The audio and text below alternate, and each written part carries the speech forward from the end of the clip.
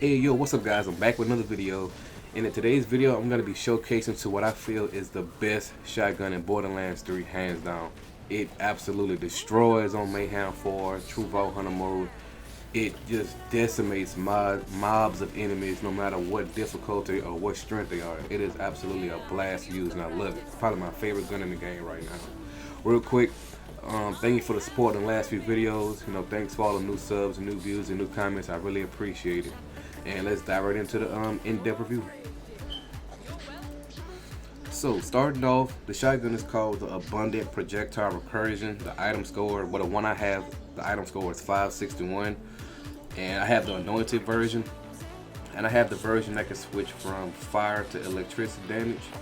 Each shot is 2,082 damage. The accuracy is 87%. The handling is 48%. Reload time is 2.7 seconds. The fire rate is 4.63 shots per second, and the magazine size is 14. But don't be confused by the fire rate. I'm going to explain. And you have the chance of doing a 14% chance of doing an extra 5,500 damage with each elemental type. It says C green text for raid description, and it says C red text for her description. So whatever that means. And it says at a 20% weapon charge speed because you have to hold down the shot. Because of course it's Malawan, and it consumes 3 ammo per shot. It kind of burns through your ammo, but I'm gonna explain why it doesn't matter. And it says anointed siren, and it says on action skill end it deals 20% bonus radiation damage for a short time. Real quick before I get too far into the review, if anybody wants this question answered now, I farmed this weapon from Agonizer 9000 and Genevieve. She's on Voracious Canopy. I think that's how you say it. So I farmed those two and I've gotten it dropped a couple times. One time it was an anointed item and one time it wasn't. So if anybody wants that question answered, so yeah, Agonizer 9000 and Genevieve. So yeah, whenever you're using this weapon, what you want to do is you want to switch to the elemental type that's better suits the situation. So you can see right here I'm actually using fire because it better destroys the jabbers that's around me. And what happens is when you shoot a shot, you can see all the damage flowing from all the enemies. The shots actually ricochet. So that's why the fire rate is so slow. Like sometimes when you see a big damage pop like that, then it shows that it's ricocheting. But it actually ricochets off of different enemies, and it's actually and it does more damage every time it ricochets. That's where that extra 5,500 damage comes from. The damage chance comes from. So all you want to do is kind of sit back and wait and get into a big mob and just shoot it.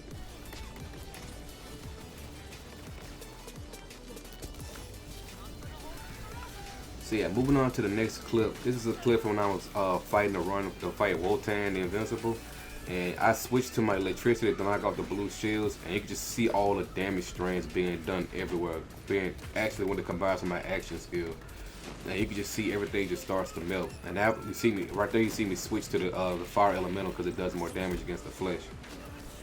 Like you can almost be careless with this weapon. I don't want to say like too much careless, but you can actually go down and shoot at the enemy, and then 4 of them will actually die.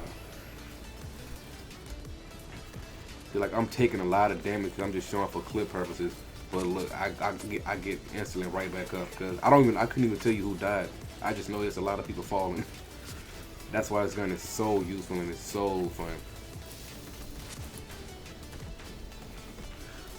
But of course, every great thing has its problems. And one of the #1 problems, I mean, it's not that big of a deal, but something I'm gonna just let you know about, is that sometimes the ricochet doesn't always happen automatically.